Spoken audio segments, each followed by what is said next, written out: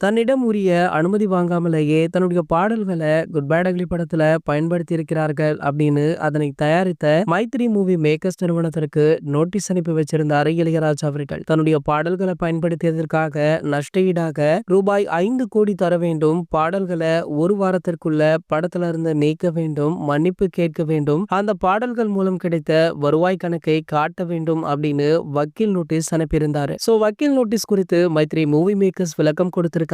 Maithri movie makers நிறுவனத்துடைய Ravishankar பேட்டி ஒன்றில் சொல்லி இருப்பதாவது, குட் பேட் அக்லி படத்துல பயன்படுத்தப்பட்ட பாடல்களுக்கு சம்பந்தப்பட்ட இசை கம்பெனிகளிடம் முறையான அனுமதி பெற்ற பிறகே பயன்படுத்தி உள்ளோம். இந்த இசை நிறுவனங்களிடம்தான் காப்பி உரிமை இருக்கு, அதனால அவங்கள தொடர்பு கொண்டு தடையில்லா சான்றிதழ் பெற்றுள்ளோம், எல்லாமே முறைப்படி செஞ்சிருக்கோம் அப்படின்னு பதிலடி கொடுத்திருக்காங்க. இவங்க மட்டுமல்ல, இந்த படத்துடைய இயக்குனரான ஆதிக் ரவிச்சந்திரன் அவர்களுமே இதையே தான் தற்போது பேட்டி ஒன்றில் சொல்லியிருக்காரு.